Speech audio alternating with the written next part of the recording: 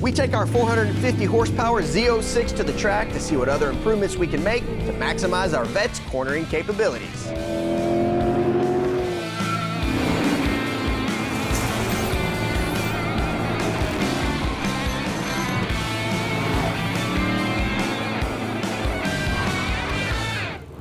We're here at NCM Motorsports Park, and we have our C5 Z06 Corvette ready to turn some laps. Matt Busby is the track operations manager here at NCM and has special insight about Corvettes and the Z06 platform.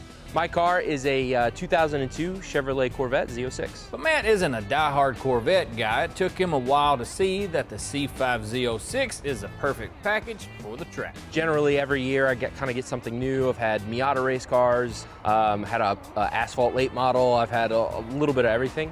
Being around the racetrack, you kind of realize, you know, there are certain platforms that are like really, really good for this, and best bang for the buck, all makes, all models, all money considered, C5 Z06. So what is it about this car that makes it a beast at the track? I think the dynamics of it, so the suspension geometry, it's a dual A-arm car, so it has, you know, just naturally good suspension geometry, long wheelbase, I mean, V8s make a lot of power, and just the package all together. And these things, you know, as long as you can keep them cool, they're tanks, man. I mean, like I said, this thing's got 100,000 miles on it, and I promise you it was not an easy 100,000 miles, and it just runs great. We put Matt behind the wheel of our Z06 to get his thoughts on our upgrades and what else we need to do to get the most out of our little red Corvette. So what do you think of the car so far? What are you noticing? It's got a lot of torque. It's really easy to get the car moving. The brakes are actually really firm. This is actually a rarity on C5s. Okay. It's got a lot of body roll. Yeah. You can feel the car kind of moving around a whole bunch, and that really doesn't help with, so the tires are cold, and it's a cold day out here. Surface is cold, so the car's just wanting to slide all over the place. Plus the tires aren't that great. They're kind of old and hard. But otherwise, I mean, it's a pretty tight car. You guys got a steal on this thing. We've had a blast with it so far. I can't wait to sit over there. Yeah. How does the power feel compared to your car? It feels like it's got a little bit more up top, but it's kind of lacking a little bit down bottom. Okay. Could just be difference in cam. Difference in cam, and then I think the flywheel makes a really, really big difference as to how free the whole motor feels. Now, one thing your car has is a shifter. Would you recommend us doing that as well? Yes. Made a big difference. We did the Hearst shifter, and it's got that like positive grab kind of feel to it. Right. It doesn't, these things just generally can kind of end up feeling a little bit like a pudding cup. Yeah. The Hearst made a huge, huge difference, and it was relatively inexpensive. So what do you think this car could stand if we just had a short hit list of things? If we take this thing back to the shop, do some more mods, and come back out here, what's the short list? Shocks, tires, bushings, and an oil cooler would make a huge difference. Sway bars wouldn't hurt while we're at it? Sway bar, if you're down there doing all that, yeah, sway bars, you know, especially if you're gonna go to a coilover. What would be some simple brake upgrades we could do? Really, really high quality fluid, stainless steel brake lines, and you know, a little bit more of an aggressive pad. Well, that's great. I think we got what we needed. Excellent. Beautiful. While Mark's getting him some seat time over at the racetrack, I decided to make my way across the interstate to check out one thing I've been dying to see, and that would be the National Corvette Museum.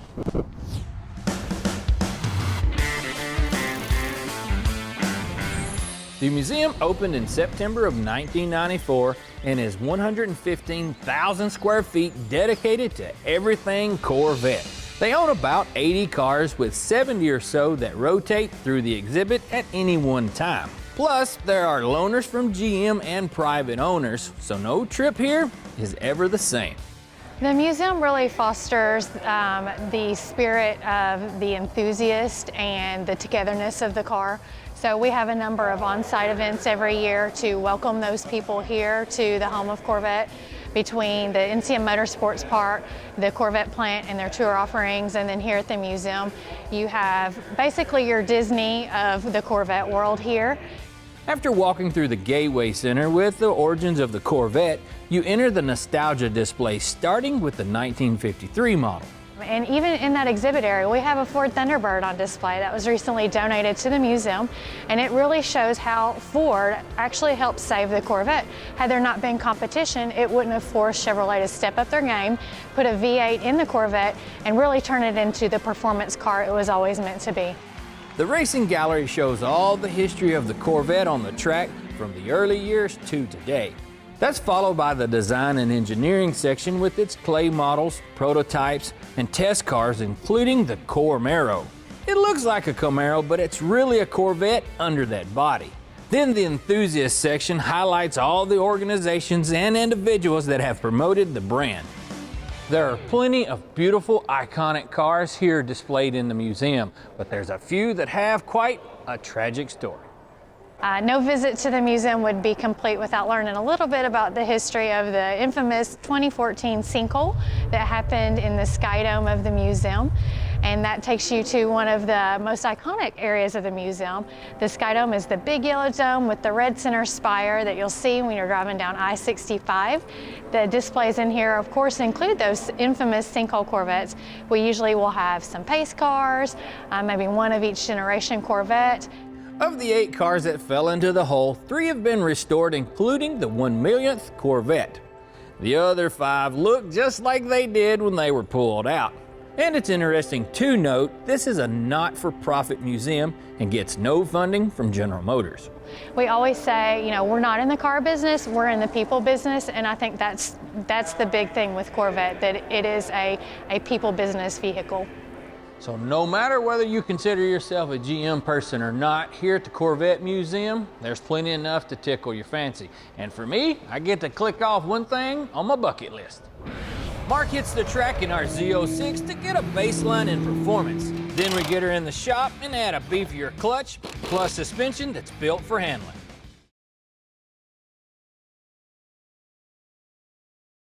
PowerNation is brought to you by Rock Auto. So, big man, you got a plan? Woo! Shiny side up and get around here as quick as we can. I bet your wife would prefer that. Yeah, absolutely. He give you some tips about getting around the track a little better? Yeah, a few. Some things that maybe I need to pay attention to as we go, but more than that, he said this car was built for this track, or the track was built for the car. I don't know. One of those. Well, I'm gonna see how good you can do. I got me a little stopwatch, you don't lie. Well, not lie as often as I should tell you, but let's see what you can do. All right, yeah, I'm excited.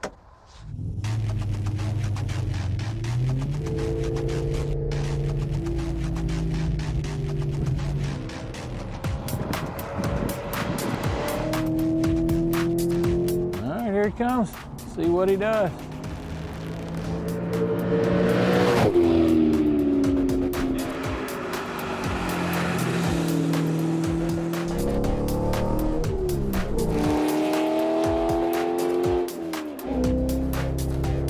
He's moving on pretty good. All right, we got the first one down. Let's see if we can improve it.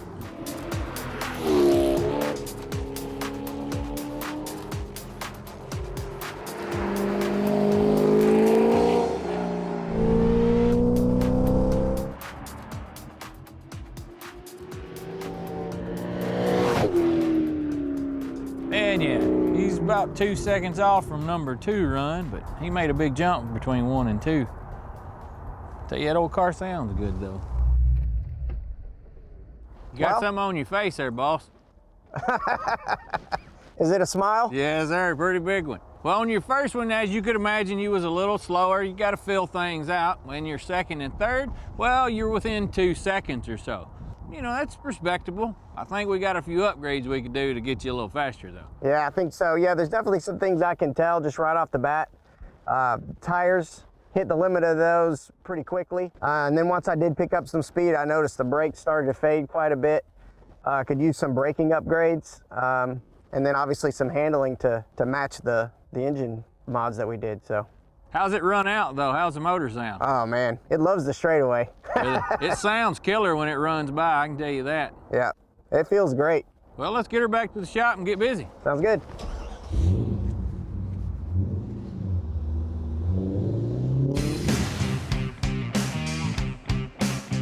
Well, I knew the car was built for the track, but until I got out there behind the wheel, I really didn't know how well it was going to do, and it kind of surprised me. But there are a couple of things I noticed that it needed, and one of those is a clutch. So we got it back in the shop here. We got to pull everything out from the torque tube all the way back to the rear axle.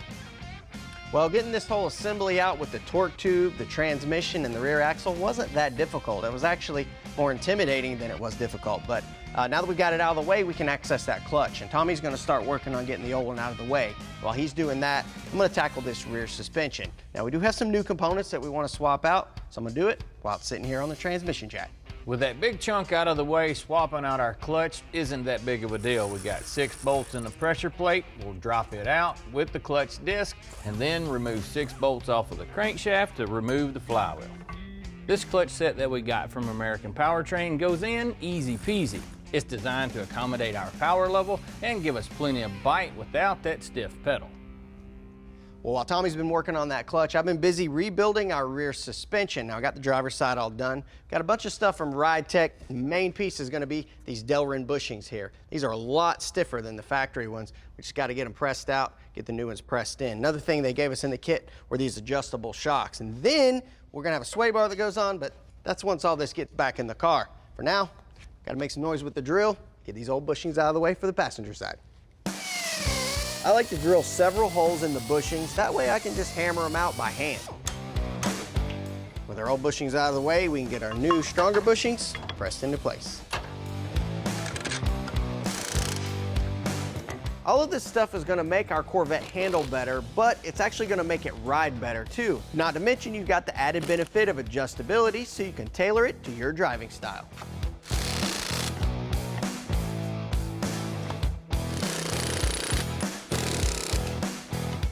All right, this thing's ready to go in the car. Coming up, our Corvette gets better braking and a heavy-duty cooling system.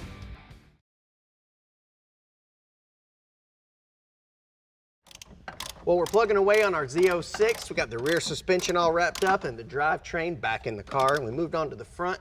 Got the front suspension done just like the rear. That'd be all those Delrin bushings all the way around, adjustable shocks, and a big sway bar, which is what I just finished installing.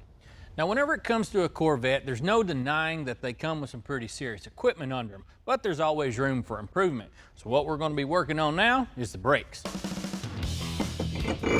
What we're going to be installing is a Stage 9 kit from EBC. It comes with a rotor and a set of pads. The rotor is slotted to help keep the temperatures down, and that helps to keep your pad running true. And as for pads, we're using EBC's yellow stuff. They're great for street use and in case you want to take your car to the track. They don't create a lot of dust and they got plenty of bite in case you got a heavy foot. We're also upgrading our brake hoses to this braided stainless steel that we got from Summit. They don't swell and flex like OEMs do under heavy braking.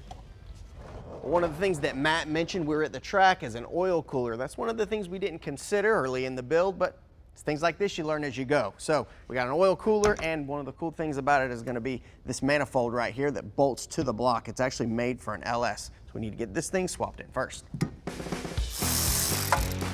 We're going to remove this stock manifold, which houses the oil temp sensor. The new manifold bolts right in its place.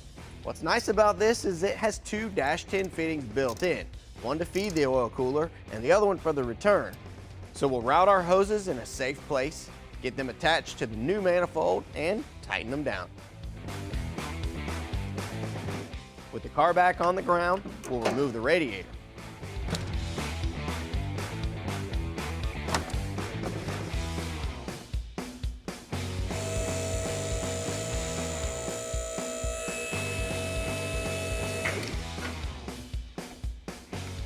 The oil cooler will mount to the front of the AC condenser so it can get the most fresh air across it.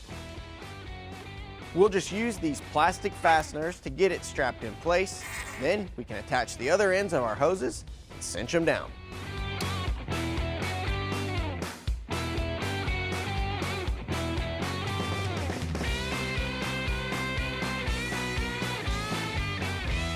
Now, we're not going to just stop there with the oil cooler. We're actually going to upgrade our cooling system as well. Now, a while back, we swapped out our factory unit with a replacement one, but we've met and exceeded the limitations of the stock unit.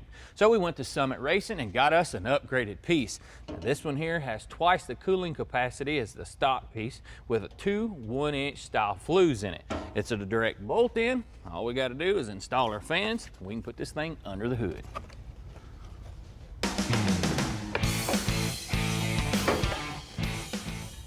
Hey, boss, help me with this. Oh yeah. You should have seen me getting the old one out by myself. I think you might have been up front eating the last candy bar out of the machine. I can't confirm and or deny. Why don't you grab the harness right there and pull it your way? Sorry, this is my first time.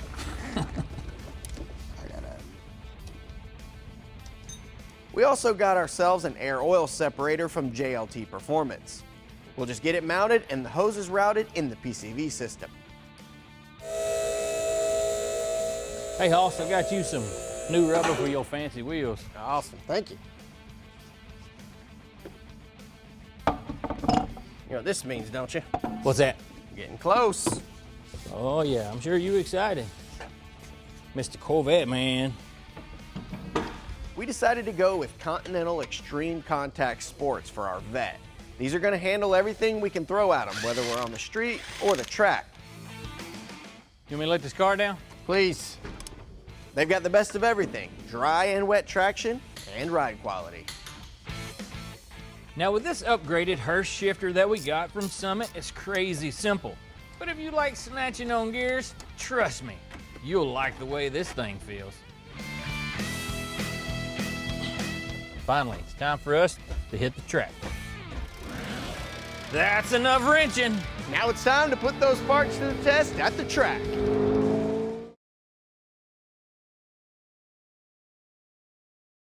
PowerNation is brought to you by Rock Auto. One cool thing about the National Corvette Museum and NCM Motorsports Park is that they also offer insurance policies for your collector car, whether it's a Corvette like ours or not. It's called NCM Insurance. They offer agreed value coverage, which sets the value of the vehicle in case there's a total loss. They also have flexible mileage plans and a 9-to-5 endorsement, which allows you to drive your car to work a couple of times a week. And you get to choose who does the work on your car, so in case something does happen, you'll know it'll be fixed right. Well, we're back here at the track and Mark brought along his confidence and his smile, and we're gonna see what that old Corvette's gonna do. Yeah, I think it's gonna do good. I mean, those mods we did aren't very much, but they're gonna make a big difference, I think, when you start that stopwatch that you brought, right? Yeah, I brought it. So don't be cheating this time. I ain't gonna cheat, but you make sure you give it your all. Okay? That's all I have. Is my all. It ain't a whole lot, but it's plentiful at the same time. That's why it's called your all. Good luck, buddy. Thanks.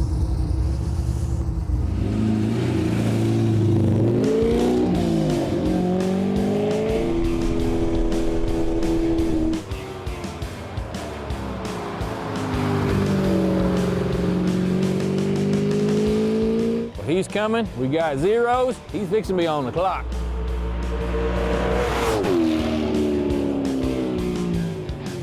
One thing I'm noticing right off the bat here, this thing is way more flat around these turns. Tires have a lot more grip, got a lot more bite when it comes to braking. Even though the track's a little bit damp today, I'm really happy with how this car is performing. I mean, I like the way it performed before, but just those few things we did since we were out here the first time made a huge difference out here. Well, he's on track to be a little faster from where he's coming. Yeah, he's a bit quicker. And that was his first loop around. I'm anxious to see when we get back what these lap times are gonna translate to. See how much time we shaved. We're gonna reset this time when he blasts by, see if he can do any better. He's gonna blast by. Feels a lot happier out here, I can tell you that.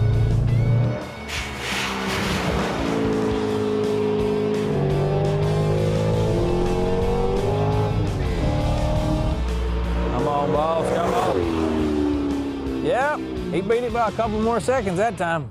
I bet he's gonna be happy with this. How good do you think he did? I don't know, better. How did it feel like it was doing? It felt about the same when it comes to the traction, mainly because it's wet. Okay. But other than that, I've noticed a big difference just right off the bat. More traction when accelerating. Definitely tires made a huge difference. What about brakes on that thing? Brakes made a big difference too. I'm limited by the traction with the wet track though. Well, you did about 10 seconds better than you were doing.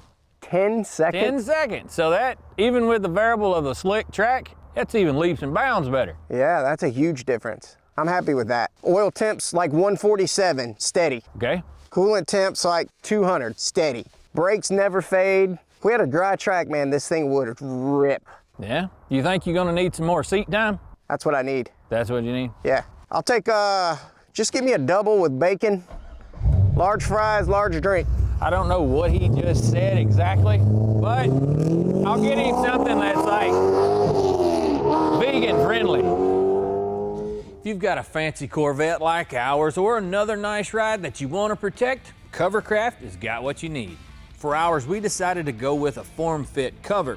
It's their most luxurious indoor cover made from special stretch fabric with a 100% cotton lining that feels like fleece. It's available in 6 colors and comes with a 4-year warranty. We've finished all that we were planning to do to this thing, but we're going to keep it around for a while, and this cover is going to keep it clean and protected.